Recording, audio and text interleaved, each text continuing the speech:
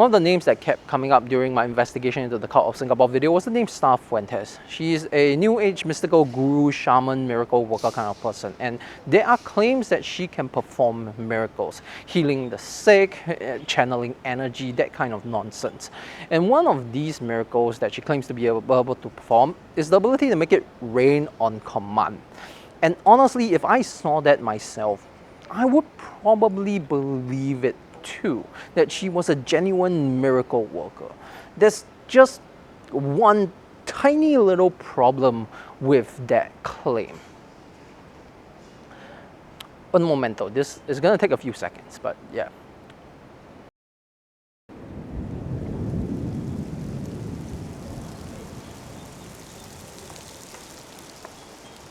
I can do it too. But why summon the rain? It's kind of too simple, isn't it? Unlike fancier tricks used by performing magicians, which requires mechanical illusions and sleight of hands that hides the truth, summoning rain is like really basic. It's just knowing how to read a weather report and setting an alarm to get out of bed on time.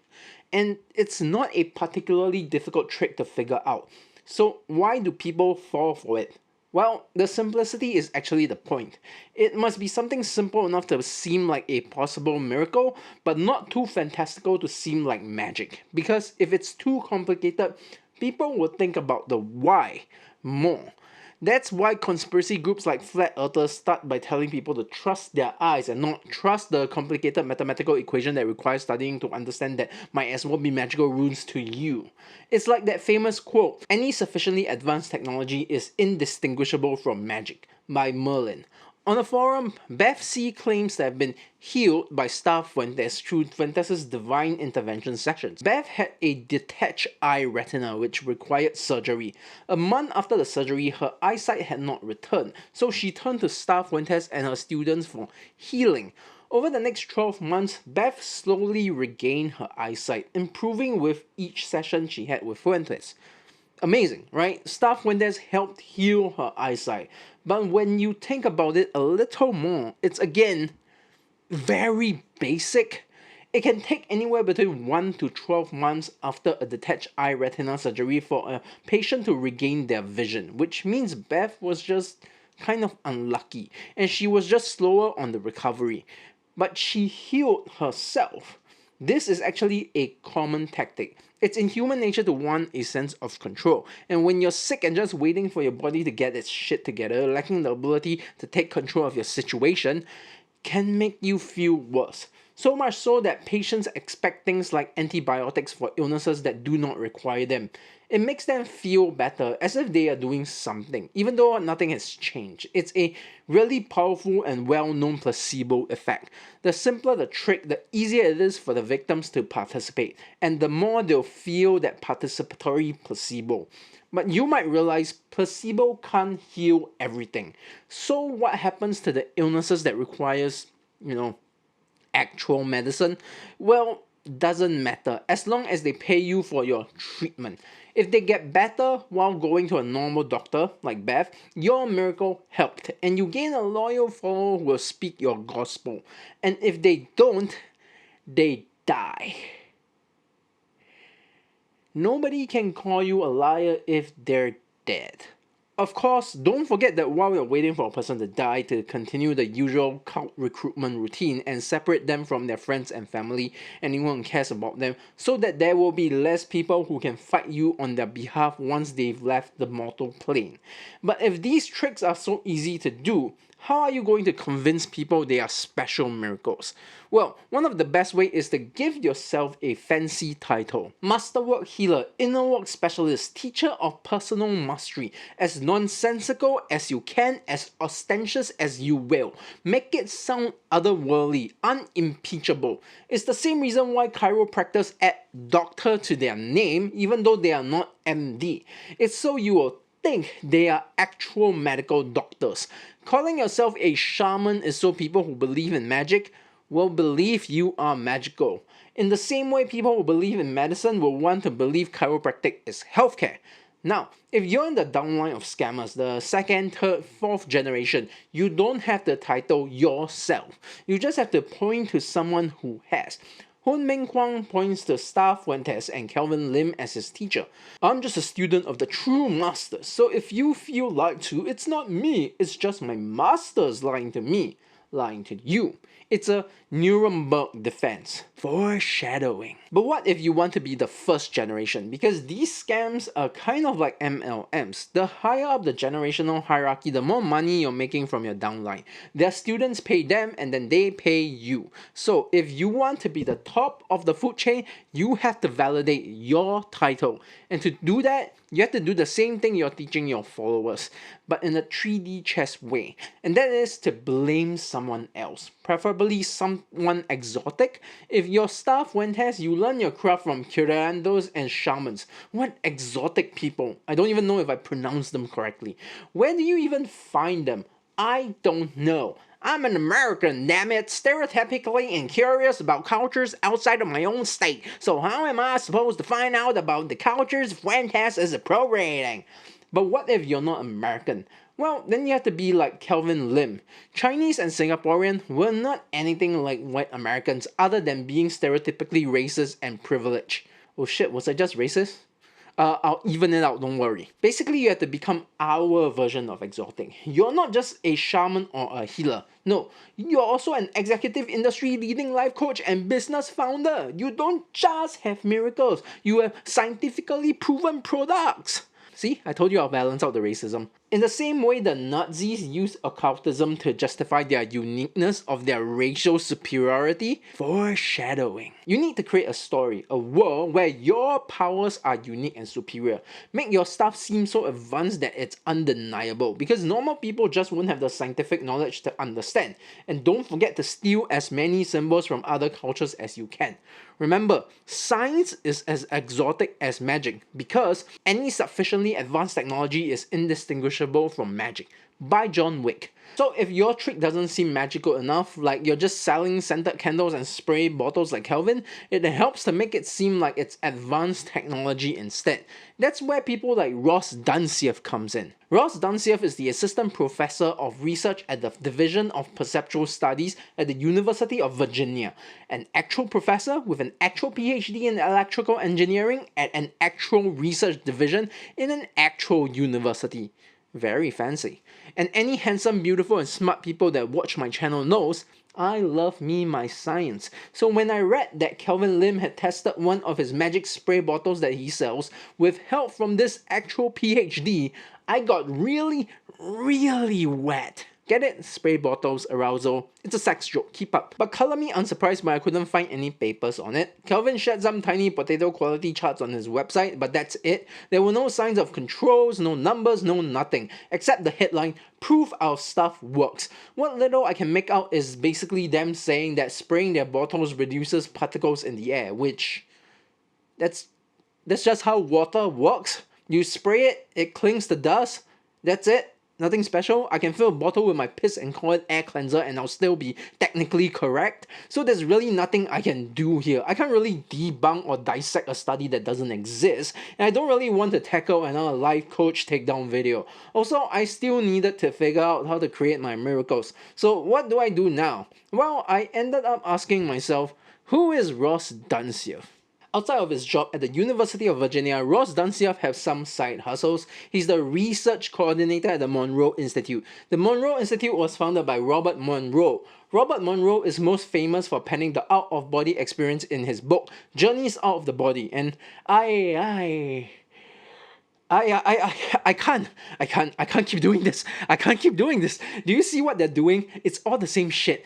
Journeys Out of the Body is the exact same self-validating project as getting Ross Dunsieff to validate fucking spray bottles. And even that is the same as using Kelvin Lim's name to validate your coaching credentials. Do you even remember how all this started? 2 years ago, I was trying to debunk the life coaching industry by debunking Hun Ming Kwang. To do that, I had to break down the things around him, like the ICF. But to do that, I needed to break down Thomas J. Leonard. And to break down Leonard, I had to break down Werner Erhard and Erhard's seminars training. And now, it's the same thing. I want to debunk the woo industry of Starr Fuentes. So I have to look into Kelvin Lim, then Ross Dunsire, then the Monroe Institute, then Robert Monroe, then Out of Body. It's the same playbook to overwhelm people. I've been trying to write this script for months to find a way to add a spin to things so you'd be able to learn something new. I bought a magic light bulb to show how to channel energy. I shot an entire segment with my friend to regrow his legs. Hint, the last one you just literally pull a person's leg to make one look longer than the others. If they are wearing shoes, just pull their shoes a little. Televangelists do that all the time.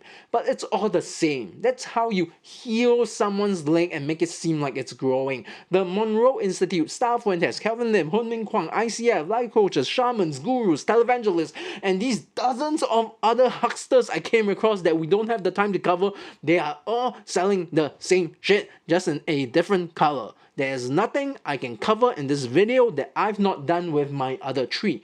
The Monroe Institute is just another version of the ICF. They're trying to legitimize the woo of out-of-body experiences and more magical states of meditation with bad sciences. In the same way the ICF tried to justify life coaches with bad regulations. The same people who credits ICF founder Thomas J. Leonard, a student of Werner Erhard, credits Monroe Institute founder Robert Monroe in the same breath.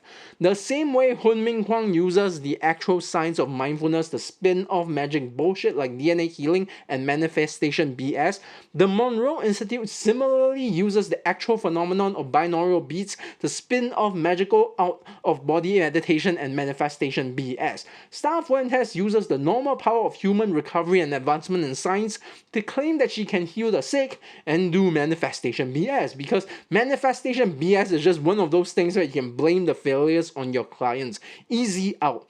These people even sell the same physical products. Secret retreats? Check. Overpriced magic toys? Check. Questionable online courses? Check. This process of stealing ideas from other people, butchering it into lies, then creating your own regulatory body to validate it, have existed for as long as human history. It's the oldest lie used by cults, scammers, and snake oil salesmen.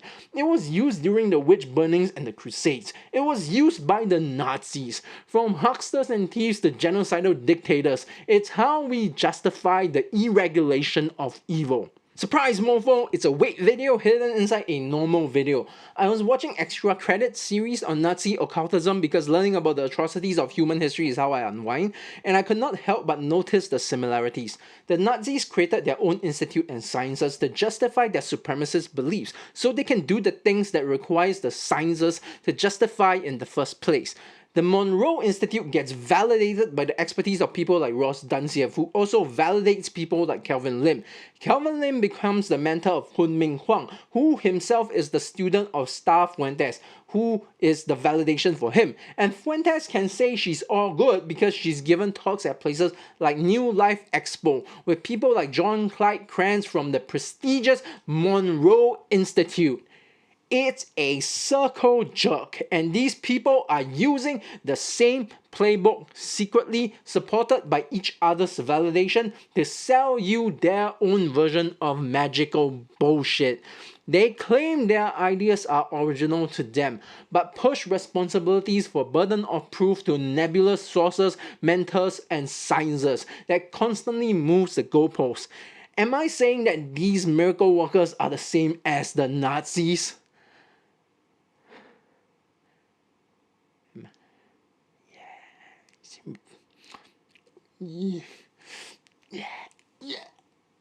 No, but it ends up in the same place, which is the dehumanization and suffering of people to achieve one's own selfish ends. Remember when I said earlier that the simpler the trick, the easier it is for the victims to participate, and the more they'll feel that participatory placebo. It's the same thing here. The trick that Nazi Germany used was being Aryan, and if you were born that, you can participate. Simple. Basic. Same playbook, different shit. It's the playbook of lying.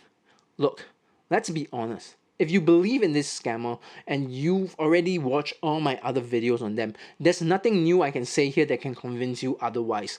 And if you're already convinced that they are lying, there's nothing new I can say to add on to what you already know. I can spend more time dissecting the Monroe Institute, go through its staff list and show you how many of them are also running their own snake oil businesses and how all those businesses affects one another. It won't help. I can run you through point by point every similarity between Fuentes and Hun Ming Kwang. It won't help. I can even draw a line from Werner Erhard to Kelvin Lim and all the scammers that graduated from them. It won't help. I can debunk every magic they perform, recreate them, and even show you how to do them. It won't help. Our required level of evidence will never be lower than theirs, and I will never have enough time or resources to fully break them down, because what I'm doing is just entertainment. I'm not providing justice or legal consequences. The legal system needs to do that. Lawmakers need to do that. Journalists needs to do that. People with actual resources and power needs to do that. I am just a storyteller. For every one of them that exists, someone like me must spend literal years of our lives debunking them. Their level of requirement for what constitutes as evidence will never be higher than ours. Kelvin Lim has a blog with unreadable potato quality graphs and less than 300 poorly written words and call it proof. I have over 2 hours of video presenting meticulously documented evidence and historical records, interviews, and representing months of work that I can't even legally tell you is 100% non-defamatory because Singapore defamation laws are stupid.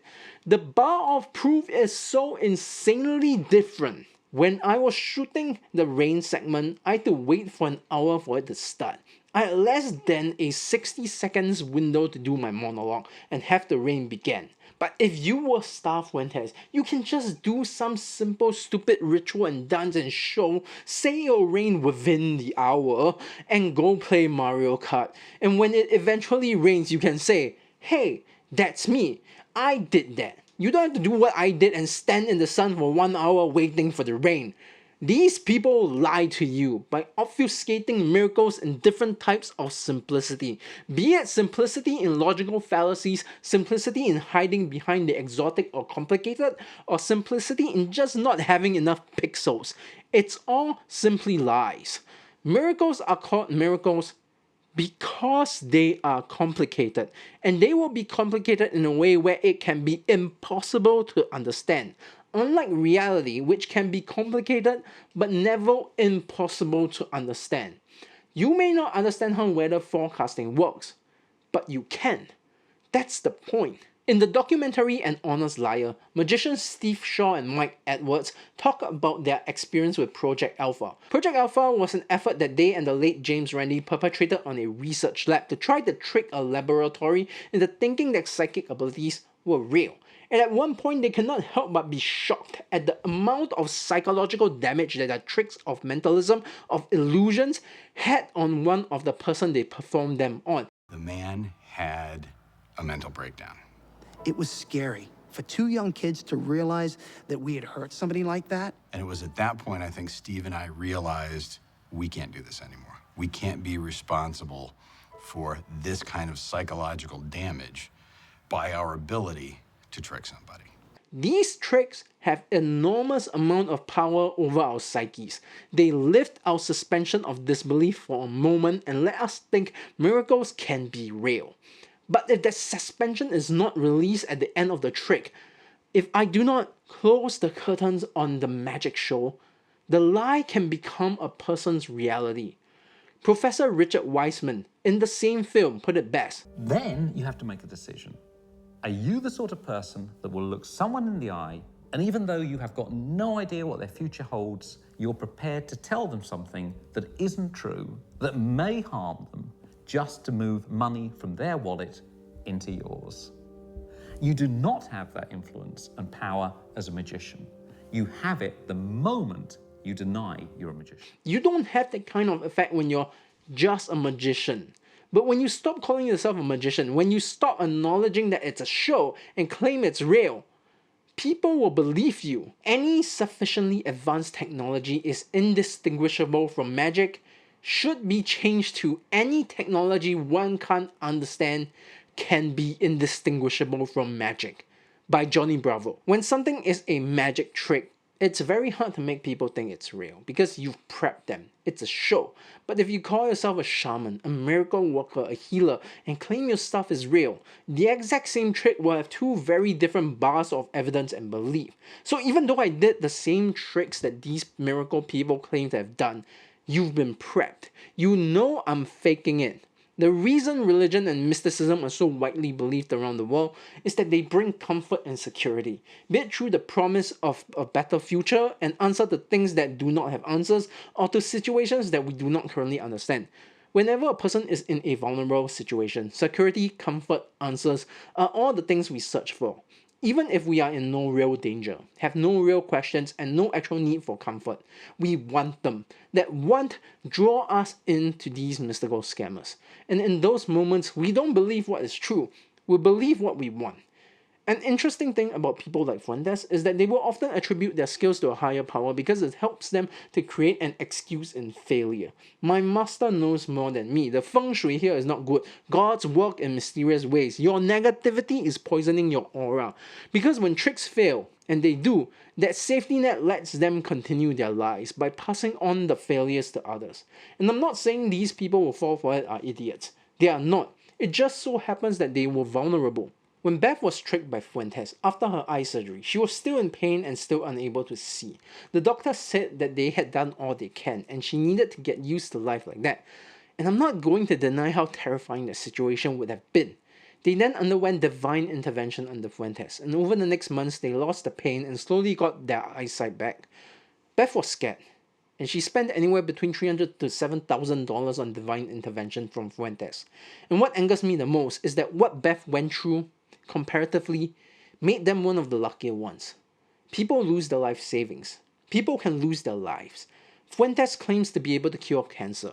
And amongst the hundreds of thousands of people like her performing their miracles, someone with a deadly illness is approaching them with all their money, foregoing life-saving medical treatment in favor of purported miracles to try to save their lives.